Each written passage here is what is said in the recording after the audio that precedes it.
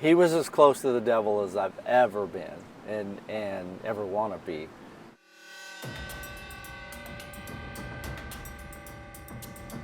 October 2nd, 2024, authorities in Berkeley County, South Carolina announced they've identified a Jane Doe who was murdered in 1974.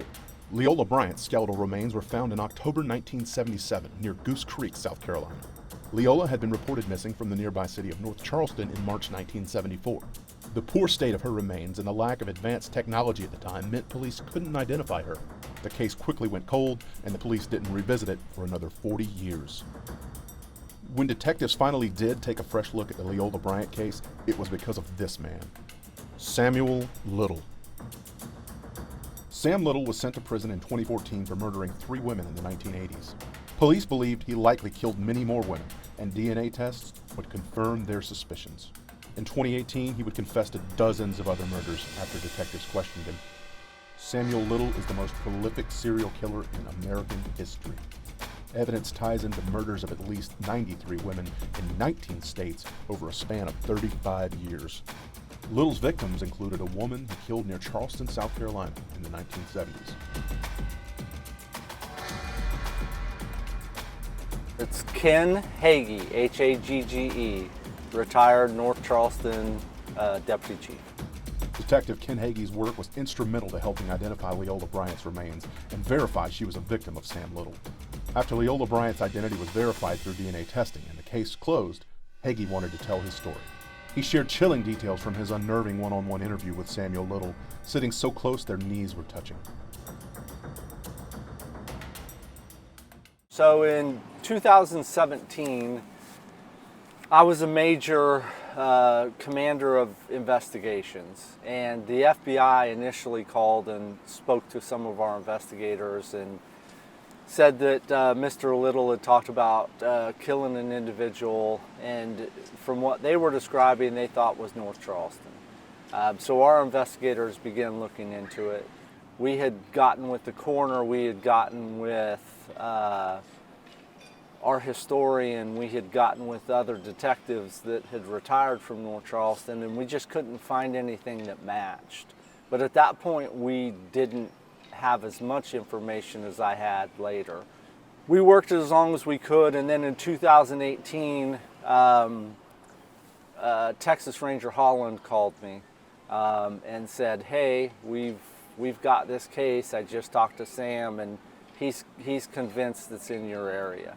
And he said, "I've looked at some overhead views, and all of our investigators, our homicide people, were pretty tied up on cases." And so I started looking into it. They sent me a 200-page VICAP report, which is a detailed report of Mr. Little's past, from arrest to where he was at certain times to all the way from 1940 to when he was arrested in Los Angeles.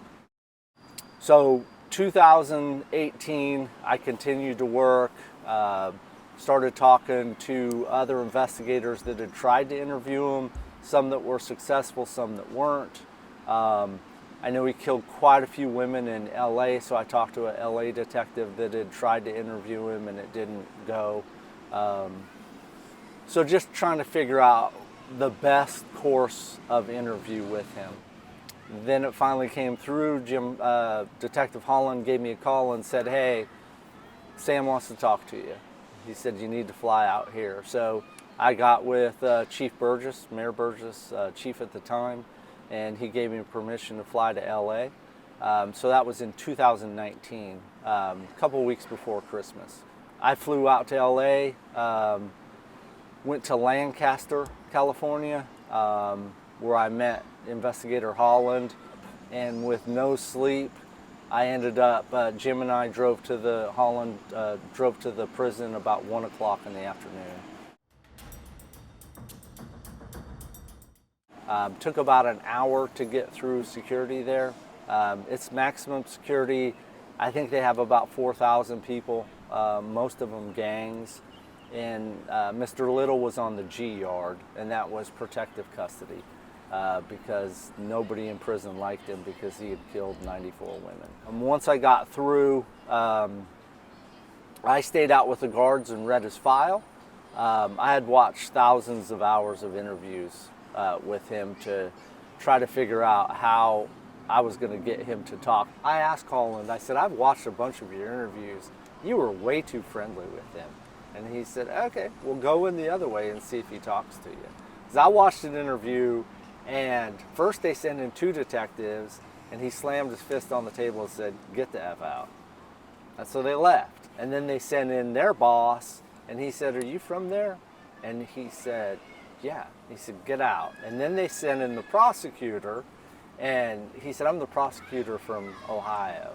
And he said, he slammed his fist down on the table and said to him, how many dead whores do you have in Ohio on the top of a hill? And he said, 1. And he said, then that's her, get out. So you had to kind of play his game. You kind of had to act like you were talking to your grandpa at the corner store drinking a soda. You know, I mean, he was just, that's the only way he would talk to you. I kind of learned his traits and learned what set him off and didn't. And I really wanted to solve a case. You know, I really wanted to give closure to, you know, a victim's family, finally. So Sam was very controlling through the whole process. I had to wear a certain color shirt, and that was as much about the prison as it was Sam. I had to take a letter from Scarlett Wilson saying that if he confessed to my homicide that we wouldn't seek the death penalty. He only wanted to talk to one investigator at a time. He had stipulations on everything, and he wouldn't talk until he saw the letter. Investigator Holland went in with him for about 10 minutes and told him I was there. I think he brought him a few donuts, so he ate some donuts, and then he called me into the room and made sure Sam was comfortable with me. And once Sam was comfortable, Ranger Holland left, and 7 hours later I came out of the room. I think the initial shock of sitting there was there. I mean, that was real, but as soon as you started talking and started showing pictures, that was all gone. I mean, it didn't seem like I was sitting in there 6 or 7 hours. And when I came out, it was, oh man. So it really was, it was surreal at first, but immediately into the interview, that was gone. It was in prison. It was a little cinder block room. He was, like I said, he was a large man.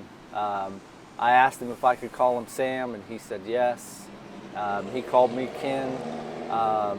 And we just started off with his life. So you had to really keep Sam on track, because he would get off about women or about cars or whatever, about what happened.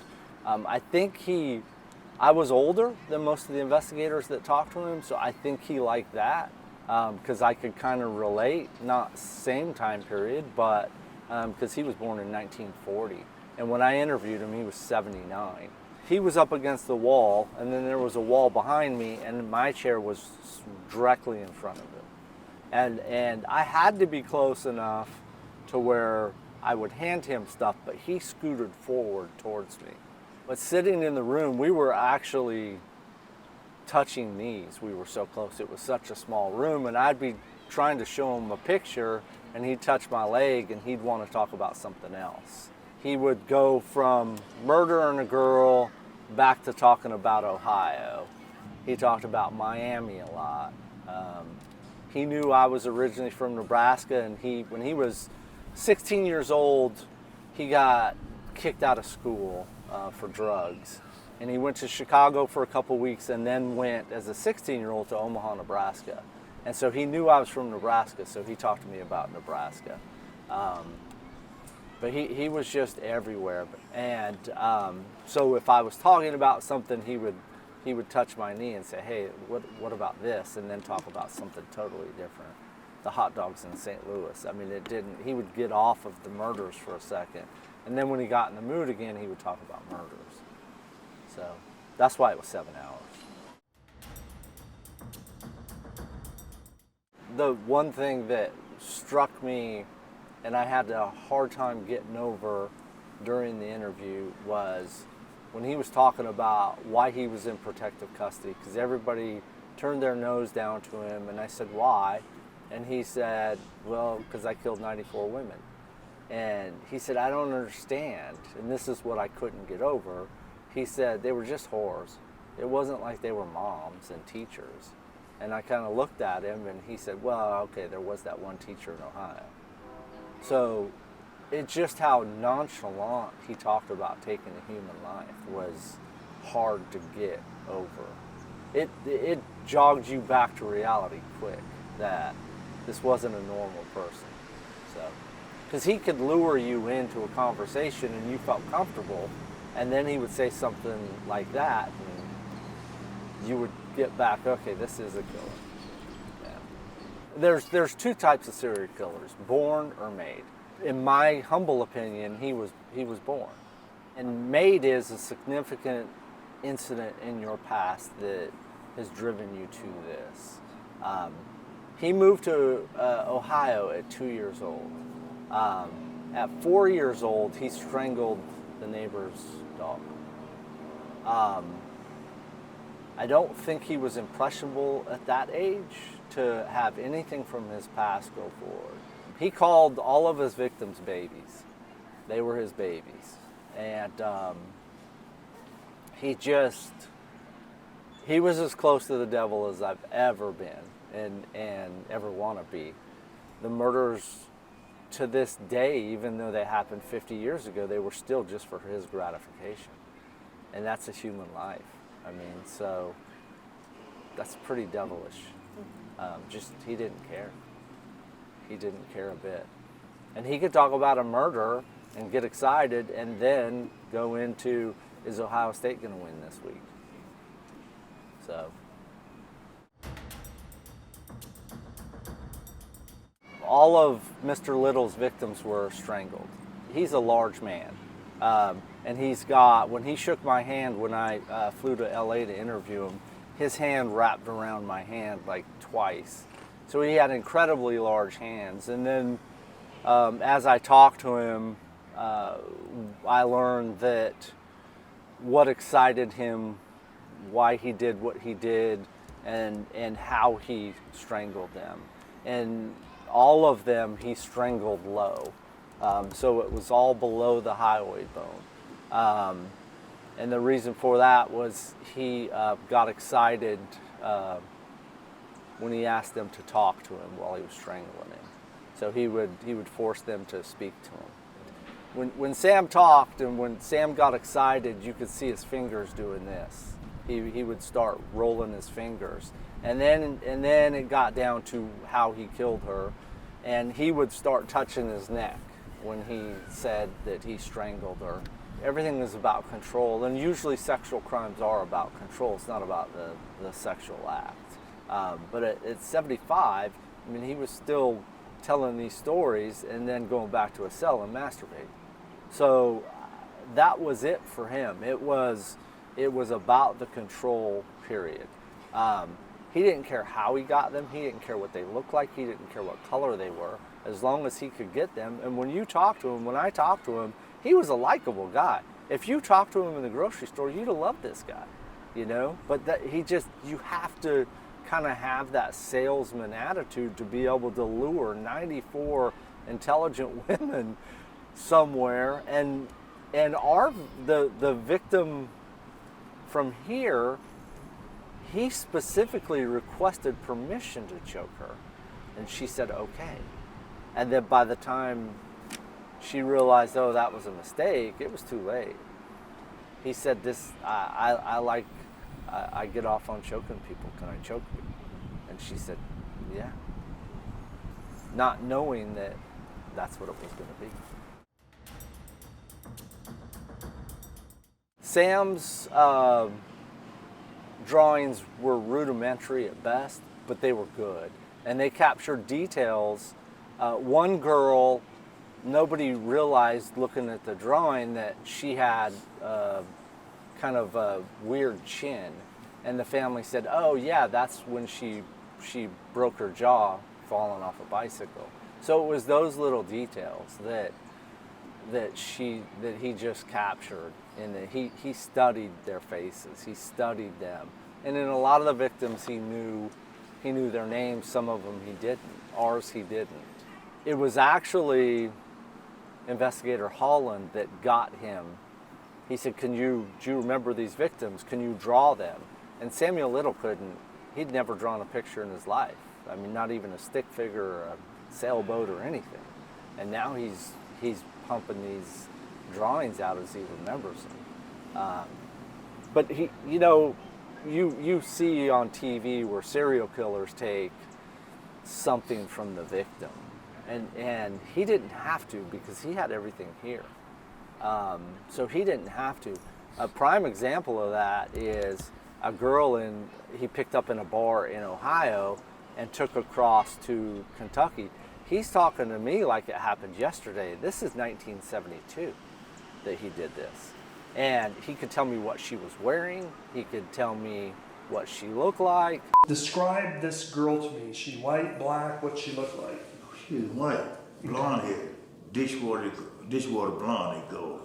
It's short. Short, like shoulder length, Yeah, or no, ear length, a little over his ear length. like a bob? Yeah, like a bob. Okay. And how tall do you think she was? She was about 5'7". And the story goes, he drove her into Kentucky across the bridge. He was in his step-grandfather's car, so he knew he had to get the car back, so he was trying to find a place to kill her, and saw a music festival in this farmer's field, drove past it. She wanted to stop because he said she was a hippie, and he drove up this dirt road that turned into just tracks up to the top, drug her out of the car, murdered her, and left her at the top of this hill in some bushes. And they ended up telling Kentucky, and Kentucky State Police followed it, found where this music festival was, went the direction they said, and there were pieces. He said she had cream and with red in it dress, and they found pieces of that material at the top with her bones. So he was, when you heard stories like that, how do you not believe him? I mean, so his memory was incredible. They had Quantico people there monitoring every interview, and they were fact checking him as they went, and they couldn't find him lying. They just couldn't. So now, did he exaggerate sometimes? Did he say, oh, I drove here and it was really over here because he's confused? I mean, he's 79, so you kind of got to take that with a grain of salt. I asked Sam how he remembered what years, and he said by his car. And I said, well, what car did you drive into North Charleston? And he said, a black T-Bird. He said, Betty always wanted my cars black. And I said, okay. Through the course of the investigation, I searched NamUs, and I found a female that was from Fayetteville and had run away. And when I pulled her picture up, it was a spitting image of the drawing that Sam did.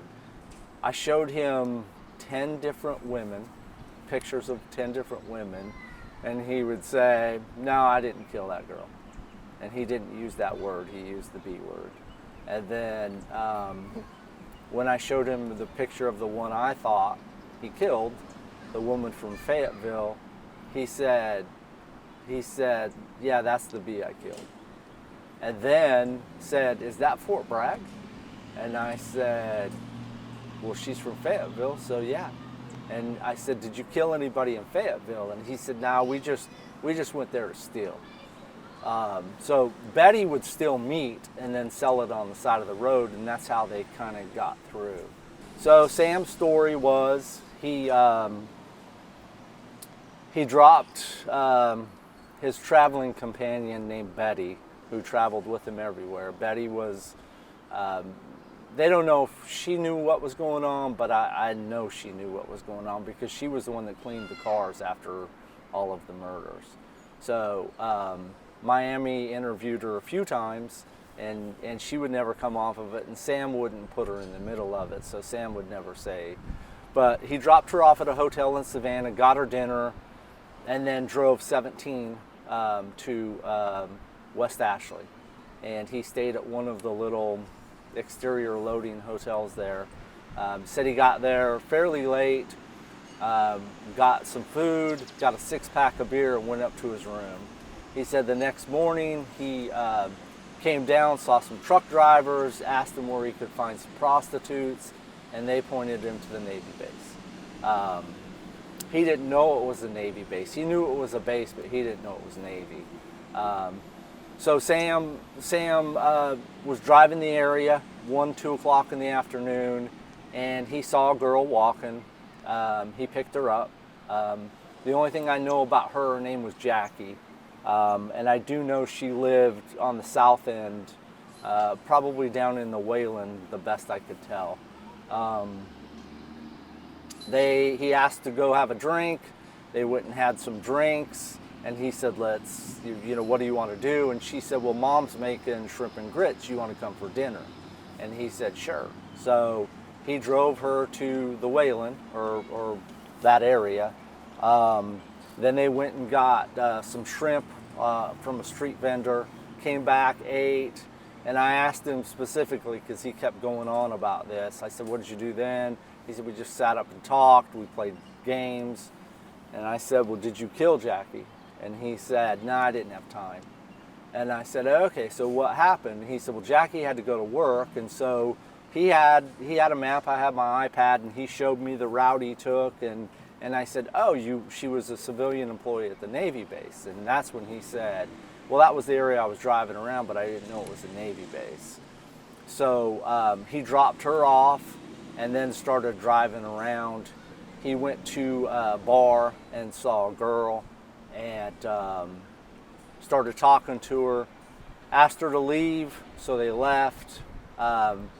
Not far from the bar, she said she had to use the bathroom, so he pulled into a wooded area. I believe it's at Reynolds and Sproul. And she got out, used the restroom, got back in, and they started driving. And at some point, she got nervous and jumped out of the car. And he laughed when he told the story. It was dark, he couldn't see her, but he just heard pitter patter, pitter patter, pitter patter. And I said, okay, so you didn't kill that girl? And he said, yeah, I killed her. And I said, well, where did you find her? He said, about 45 minutes later, when I couldn't find anybody, I went back to the same bar, and she eventually went with me. And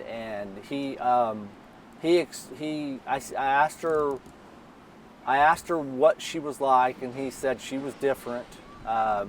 She really liked me because she was letting me kiss on her. Most of them didn't let me kiss them and touch them and stuff like that. And then it got down to how he killed her. He finished and then strangled her, pulled her out and put her in the woods. So we assumed it was in that same area. Well, the problem with North Charleston is it's growing so fast. And so that area had been turned over 6 or 7 times. It was a campground, it was a trailer park, it was something else, and then the Navy base put asphalt down. So there was no way we were going to find her there.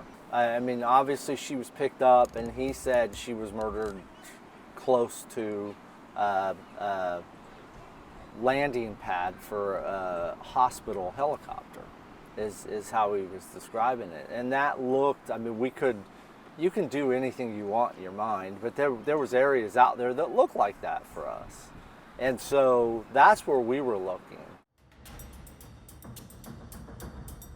Berkeley County's victim came in when they found bones, and then got all these tests and were able to identify her. And then family said she frequented the Midway bar, which is where Sam described to me. I had pictures of all of those bars, and he specifically described the inside of those bars. probably about a year after I'd been promoted to deputy chief, and Detective Plitch from Berkeley County showed up, and so he started talking to me. So we started sharing information. At some point, he asked for the interview. He asked if I had a copy of the interview, and I said I did. And so I gave it to him, and he and another detective went back and started watching it. They're telling me that Leola was picked up on Reynolds Avenue 2 at a bar. And I specifically asked him, this is the only person you killed, right, in my area? And he said, yes. I said, have you ever been here before? He said, yeah, lots of times, stealing meat. He said, but I never killed anybody there until that time. He was good with years, cars, faces. He was horrible with distance. So when he said he drove a short way away, I mean, was that Goose Creek? It absolutely could have been, you know? I mean, you know, he could have gone straight up 52, you know, right out of North Charleston. I thought I had a different crime. I thought the victim was killed, picked up, and I thought she was from Fayetteville. She was running away from her abusive ex-husband, and she came down here. She was picked up for prostitution in Fayetteville, which fit with Reynolds Avenue. Her picture looked exactly like the drawing, and so that was the direction I was going, not knowing anything about the other girl that it turns out Berkeley County says it is. So it's not two cases, it's one. We never recovered a body. Berkeley County did. And Berkeley County was able to get testing and able to identify her, and that's how that went from there. So I asked him what happened to the T-Bird that he was in North Charleston. He was driving to LA and it broke down in St. Louis, so he just left it on the side of the road and they got another car and went on to Los Angeles. But the whole thing broke open when he was arrested for drugs, and they did a swab, and CODIS hits started coming everywhere. I think he's been convicted. He was convicted of murders in 3 different states: California, Ohio, and Texas, and that was it. So I talked to him for 6 or 7 hours, and I finally said, I've got to go. I've got a flight to catch. And he told me to come back. Probably about 10 months later, my cell phone rang, and it was Sam. He was calling me from prison. He wanted to know when I was coming back, and I said, I'm not coming back, Sam. So he asked me if I thought he was going to heaven, and I said, no, I don't think so. And so yeah, it was an interesting interview. It was the oddest interview I've ever done in 35 years.